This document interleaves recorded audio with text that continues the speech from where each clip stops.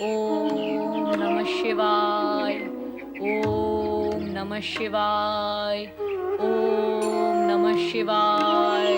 ओम नमः शिवाय। ओम नमः शिवाय। ओम नमः शिवाय। ओम नमः आंखें खोलो उपमन्यु, ओम आंखें नमः खोलो। शिवाय। ओम नमः शिवाय। देखो कौन आया तुम्हारे सामने। ओम नमः शिवाय। ओम नमः आंखें खोलो शिवाय। उपमन्यु। ओम नमः शिवाय। उपमन्यु, ओम नमः त्याग करो इस कठिन तपस्या का। शिवाय। ओम तुम्हारी आयु नमः तप करने की नहीं, शिवाय। सुख भोगने की है। ओम नमः शिवाय। आंखें खोलो उपमन्यु।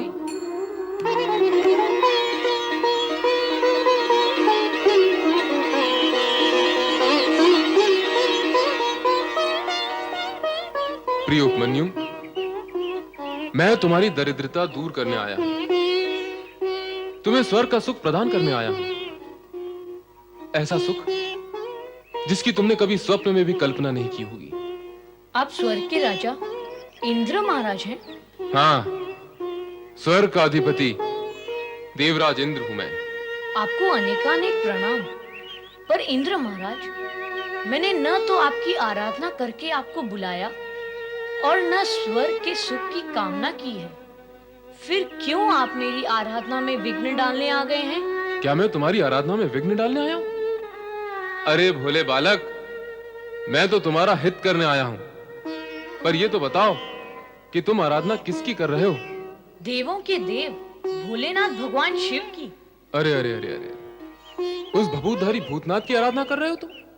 इंद्र महाराज, मैं यदि कहूं कि बड़ों का नाम बड़े आदर से लेना चाहिए तो आपको लगेगा यह बालक बड़ों के सामने बड़ी बातें कर रहा है।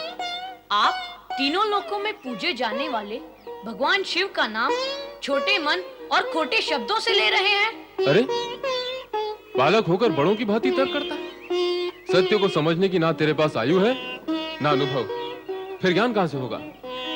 मैं तेरा हित सोच रहा हूं बालक। मेरा हित सोचने के लिए भगवान शिव को अपशब्द कहना क्या आवश्यक है इंद्र महाराज? नहीं उपमन्यु, उन्हें अपशब्द कहना मेरा अभिप्राय नहीं। मेरा अभिप्राय तो केवल इतना है कि तुम्हें यह ज्ञान दे सकूं कि शिव की आराधना में अपना समय नष्ट न करो। तुम्हें तनिक भी लाभ होने वाला नहीं है। तुम स्वयं सोचो, जिसके पास भभूत के अतिरिक्त अन्य कुछ भी नहीं है, वो तुम्हें क्या देगा? देने लेने का विचार तो व्यापारी करते हैं इंद्र महाराज, आराधना करने वाले आराधक नहीं। मेरी माता और स्वर्गीय पिता ने मुझे यही ज्ञान दिया है कि इस जगत में शिव से श्रेष्ठ अन्य कोई वरदाता है ही नहीं, और माता पिता का दिया हुआ ज्ञान कभी असत्य नहीं होता। वो शमशान वासी और श्रेष्ठ वरदाता? किस भ्रम में पड़े हो उपमन्यु? मेरे भ्रम के कारण आप क्यों चिंता में पड़े हैं इंद्र महाराज? अपना भ्रम मुझे प्रिय है। आपसे विलंब प्रार्थना है कि आप यहाँ से चले जाएं और मुझे शिव आराधना करने दें। अरे निर्बुद्धि, तू तो ज्ञान शून्य और अनुभव शून्य है। तुझे तो ज्ञान ही नहीं है कि शिव कभी किसी का कुछ हित नहीं करता। मैं स्वर्ग का सम्राट, देवताओं का राजा, स्वयं तेरे पास आया हूं तेरे दुख निवारण के लिए, तुझे स्वर्ग ले जाने के लिए, स्वर्गीय सुख सुविधाएं प्रदान करने के लिए। और तू है कि अपनी हट पर अड़ा हुआ है? अरे मूर्ख बालक, बड़े बड़े ऋषि मुनि और ज्ञानी ज्ञानी भी निरंतर कठोर तपस्या करने के पश्चात स्वर्ग की एक झलक तक नहीं पा सकते, और मैं तुझे वहां का स्थान और सुख उपलब्ध करवा रहा हूं। इंद्र महाराज, आप तो अपनी गरिमा भी भूल गए। अब मुझे तो लाज आती है आपसे कुछ कहते हुए। आपको उत्तर देने के लिए यदि मेरे शब्दों में कठोरता आई तो उसका प्रभाव मेरी आराधना पर पड़ेगा। कहो तो, तुम कहना क्या चाहते हो? यही कि आपने मुझे क्या कोई भूखा या लोभी पक्षी समझ लिया है? और क्या आपका स्वर्गीय सुख कोई दाना है जिसे आप बार बार मेरी ओर फेंक रहे हैं ताकि मैं उसे चुग लूं और भगवान शिव की आराधना से विचलित होकर लोभ से भरे आपके सुखजाल में फंस जाऊं? नहीं, ऐसा नहीं होगा। अब आप चाहे रहे अथवा जाएं, मैं अपने आराध्य भगवान शिव के चरणों में जाता हूँ। ओम नमः शिवाय। नमः शिवाय। ये क्या?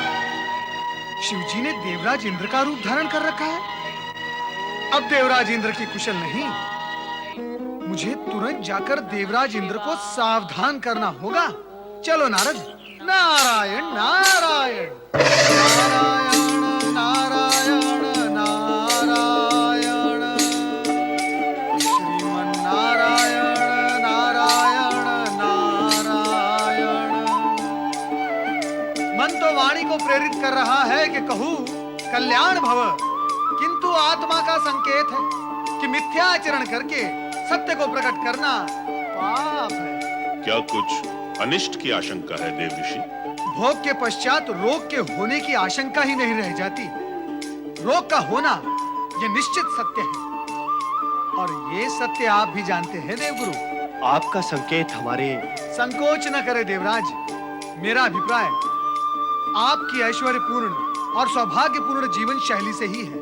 मैं तो आपको और समस्त देवगण को बधाई देना चाहता हूं कि विधाता ने आपको कैसा विलासपूर्ण जीवन प्रदान किया है। स्वर्ग का संपूर्ण सुख, सौंदर्य और यौन यहाँ उन्माद है। गीत, संगीत और नृत्य की मादकता यहाँ है। क्या कुछ नहीं, यहाँ सब कुछ है। ये सब तो भोग के साधन है देवर्षि, परंतु आप तो रोग की चर्चा कर रहे थे। हाँ देवराज, भोगी जब तक भोगों को भोगता है तब तक रोग आपस में चर्चा करते हुए भोगियों के समीप आ ही पहुंचते हैं। नारायण नारायण। देवर्षि, आपकी वाणी में व्यंग का भार अनुभव हो रहा है। अभी तक आपको अनुभव ही हो रहा है, क्या नहीं हुआ? देवराज, आप यहाँ विलास में डूबे हुए हैं और वहाँ आपके स्वर्ग पर अधिकार करने का आयोजन हो रहा है। आप किसके विषय में कह रहे हैं देवर्षि? अब क्या बताऊं, और ना बताऊं तो क्यों ना बताऊं? सोचता हूं बता ही दूं, पर क्यों बताऊं?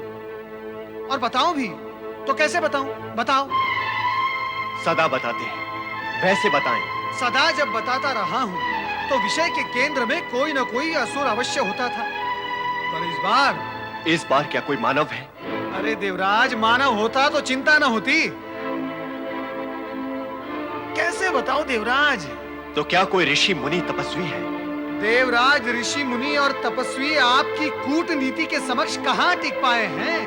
उन सबके पास तो आपने अप्सराएं भेजकर उनका तप खंडित कर डाला है। नारायण नारायण। दानव नहीं, मानव नहीं, ऋषि मुनि तपस्वी भी नहीं, तो फिर कौन है देवर्षि? कौन है वो जो इस स्वर्ग पर अधिकार करना चाहता है?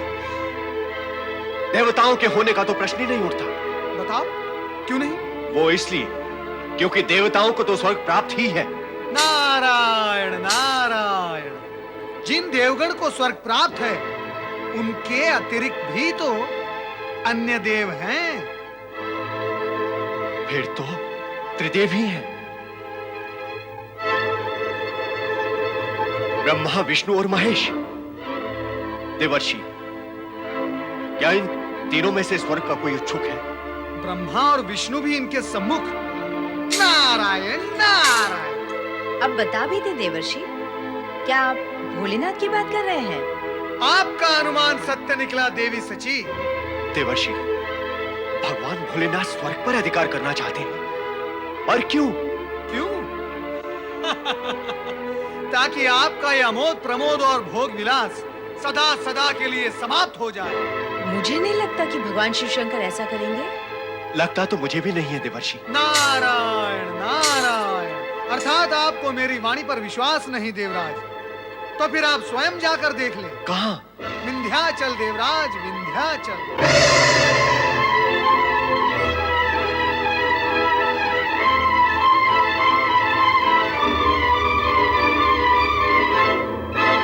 गुरुदेव, ये क्या अनिष्ट होने जा रहा है? देवराज, अवश्य आपसे भूल हो गई है। आपको शीघ्र ही भोलेनाथ के पास जाकर उनसे क्षमा याचना मांगनी चाहिए। यह तो अटल सत्य है कि देव ऋषि कभी असत्य भाषण नहीं करेंगे। ओम नमः शिवाय।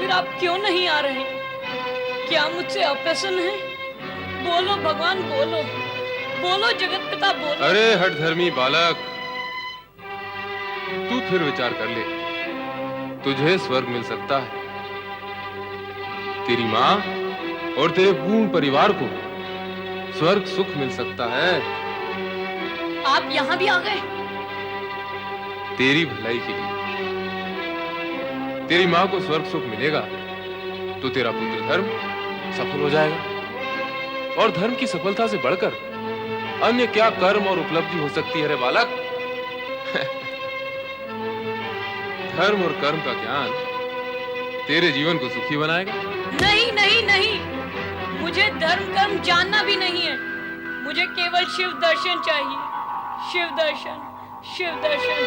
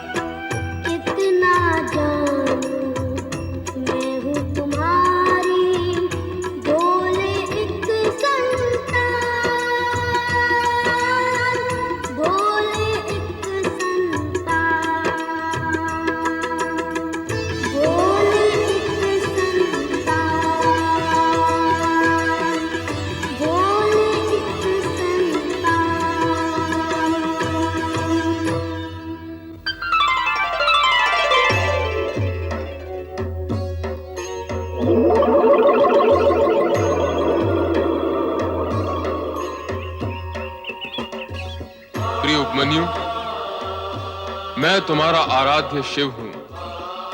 आंखें खोलो पुत्र, आंखें खोलो।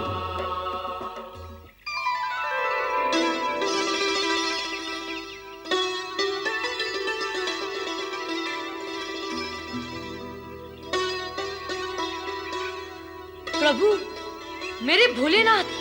प्रिय भक्त उपमन्यु, मेरे द्वारा ली गई कठोर से कठोरतम परीक्षा में तुम खरे उतरे हो। इस अल्प आयु में निरे बालक होते हुए भी तुमने स्वर्ग के प्रलोभन तक को ठुकरा दिया। मुझे तुम जैसे संतोषी प्राणी ही प्रिय हैं। मैं तुमसे अत्यंत प्रसन्न हूं। तुम्हारा नाम नैष्टिक शिव भक्तों में अमर रहेगा। भोलेनाथ की जय हो। आओ पुत्र उपमन्यु, पितृभाव से मैं तुम्हें हृदय से लगाने के लिए उत्सुक हूं। प्रभु, आओ पुत्र उपमन्यु। मेरे आराध्य, मेरे भोलेनाथ, मेरे शिव, मेरे भगवान, मेरे स्वामी, मेरे आराध्य, मेरे भोलेनाथ, मेरे शिव। मैंने कहा था ना देवी कि तुम्हारा पुत्र वियोग शीघ्र ही समाप्त होगा। ये देखो, तुम्हें उपमन्यु के रूप में एक और पुत्र प्राप्त हुआ है। इसे तुम अपनी ममता का वरदान दो। जाओ पुत्र। माता पार्वती को प्रणाम। पुत्र उपमन्यु,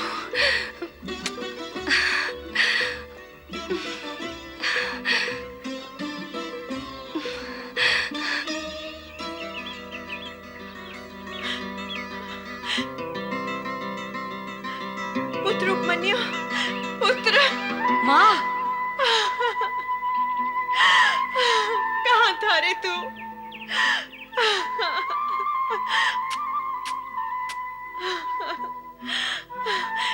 तूने मेरा स्वप्न साकार कर दिया पुत्र। स्वयं भगवान शिव और माता पार्वती ने तुझे अपना पुत्र स्वीकार किया है। अरे, शिव और पार्वती की जो कृपा तुझे प्राप्त हुई है वो तो देवगण भी प्राप्त नहीं कर सकते। देव तुल्य संपदा प्राप्त कर ली तूने पुत्र। देवराज, आज तो आप प्रसन्न मुद्रा में हैं, किंतु इससे पूर्व जब आप आए थे तब आपके मुख पर भय और चिंता व्याप्त थे। भगवान, एक तो देवर्षि नारद की सूचना, तत्पश्चात स्वयं मैंने सुना था कि आप उपमन्यु को स्वर्ग का स्वामी बना रहे हैं। उसे स्वर्ग का स्वामी बनाने के लिए स्वर्ग के पूर्व स्वामी अर्थात मुझसे स्वर्ग का हरण होना भी तो आवश्यक होता। इसीलिए मैं दुविधा की स्थिति में था। सत्य तो यह है देवराज कि नारद ने आपको भ्रमित किया और आप यहां चले आए, किंतु जो कुछ आपने देखा और सुना वो भी सत्य नहीं था। समझ गया भोलेनाथ, वो सब आपकी लीला थी। उपमन्यु की परीक्षा और आपकी लीला का ज्ञान उस समय मुझे नहीं हो सका था। भगवान, मैं अपने अज्ञानपूर्ण आचरण के लिए लज्जित हूं और क्षमा याचक भी। भोलेश्वर, मुझे क्षमा करें।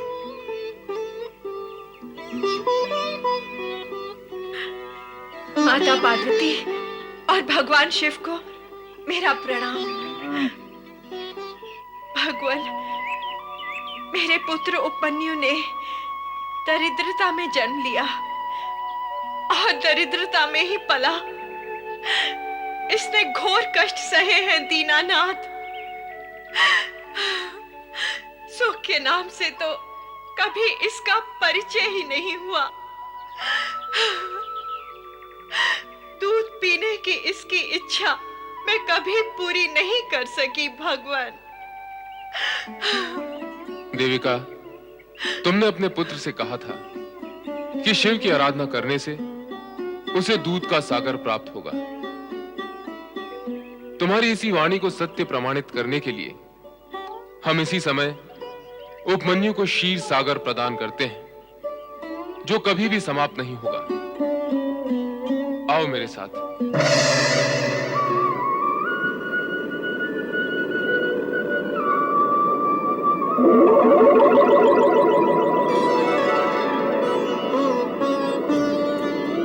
विशाल क्षीर सागर के दूध से सभी शिव भक्तों की दूध की इच्छा पूर्ण होगी। कोई भी अतृप्त नहीं रहेगा।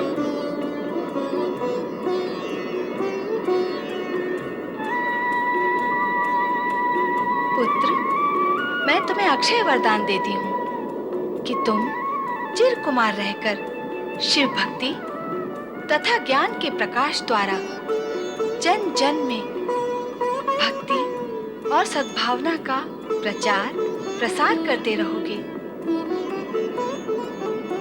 प्रभु, अब उपमन्यु को आप ऐसा अक्षय वरदान दें जो अद्भुत हो। पुत्र उपमन्यु, तुम योग विद्या में पारंगत होकर अपने असंख्य शिष्यों को योग विद्या प्रदान करोगे। वेदों सहित समस्त ब्रह्म विद्या तुम्हें सहज ही प्राप्त होगी तथा जगत की सर्वश्रेष्ठ समृद्धि इच्छा मात्र से ही तुम्हारे सामने प्रकट होगी। तुम जगत के परम संतोषी प्राणी माने जाओगे।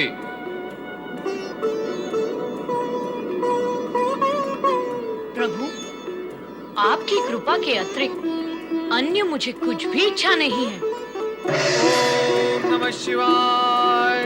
प्रणाम देवेश्वर, प्रणाम माता। आपके दर्शन हुए और क्या देवर्षि? और यही माता कि आपके साथ साथ आपके इस भाग्यशाली पुत्र के भी दर्शन हो गए, जो भाग्य के विषय में देवगण से अधिक भाग्यशाली सिद्ध हुए हैं। हाँ नारद, उपमन्यु के रूप में पार्वती को एक और पुत्र की प्राप्ति हुई है। केवल माता पार्वती को? नारायण नारायण। प्रभु, माता पार्वती जिसकी माता है उसके पिता भी तो आप ही हैं। आप दोनों को पुत्र प्राप्ति के लिए बधाई हो। तुम्हारी बधाई तो हम ग्रहण कर लेंगे नारद, किंतु तुम्हारी लीला अत्यंत कष्टकारक होती है। मेरी लीला? नारायण नारायण। हे त्रिकालदर्शी, लीलाकारी तो आप हैं। मैं कहाँ ये लीला वीला जानता हूँ।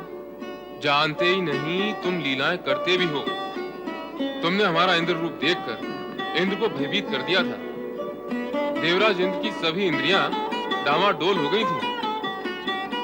वो सब कुछ तो अब सिमट चुका है, किंतु अब उपमन्यु को हमारे पुत्र के रूप में देखकर तुम कहीं कार्तिकेय और गणेश को भ्रमित मत कर देना। नारायण नारायण। कहाँ देवराज इंद्र और कहाँ आप दोनों में धरती आकाश जितना अंतर है, तो मेरे आचरण में भी आप दोनों के प्रति अंतर अवश्य होगा। प्रभु, मेरा विचार है अब आपसे आज्ञा लेनी चाहिए। हम भी साथ चलेंगे नारद। हमारा आशीर्वाद सदा तुम्हारे साथ है उपमन्यु।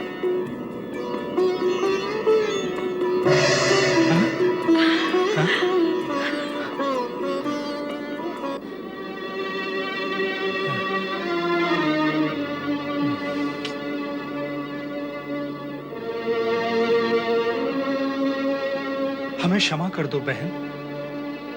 मैंने तुम्हें कभी भी कष्ट देना नहीं चाहा, फिर भी मैं तुम्हारा दोषी हूँ। मुझे क्षमा कर दो बहन। नहीं भाई, सारा दोष तो मेरा है। अपराधिनी तो मैं हूँ। तुम दोनों को मैंने बहुत दुख दिए हैं। अपने पिता की संपत्ति पर गर्व करके आप सब लोगों का मैंने अपमान किया। मुझे क्षमा कर दो देविका बहन, मुझे क्षमा कर दो। मामा जी और मामी जी, आप दोनों व्यर्थ ही चिंता कर रहे हैं। जो कुछ हुआ, जो हो रहा है और जो होगा, वह सब भगवान शिव की कृपा से हुआ है। वे मेरी परीक्षा ले रहे थे। वे अप्रत्यक्ष परीक्षक थे और आप प्रत्यक्ष। परीक्षा पूर्ण हो चुकी है। अब आप अपने आप को दोषी न माने। सब प्रसन्न हैं। आप भी प्रसन्न रहिए। मेरी तो भगवान शिव से यही प्रार्थना है कि आपको भी वही सुख संपत्ति प्राप्त हो जो आपको कभी सुलभ नहीं हुई।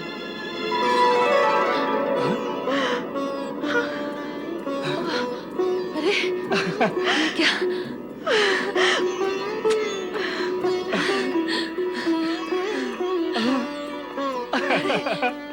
हम तो राजा रानी बन गए और अपना बेटा राजकुमार। ये तो अपने प्रिय उपमन्यु की वाणी का ही चमत्कार है। बहन देविका, उपमन्यु के कारण हमें दूर से भगवान भोलेनाथ और माता पार्वती के दर्शन भी हुए और ये वैभव भी। हमारे लिए सुख वैभव की इच्छा कर हमें सब कुछ प्रदान करने वाला स्वयं इस साधु वेश में क्यों? इसलिए मामी, अब मैं और माँ आश्रम बनाकर भगवान शिव की आज्ञानुसार ब्रह्म विद्या का प्रचार करेंगे। ओम नमः शिवाय। ओम नमः शिवाय।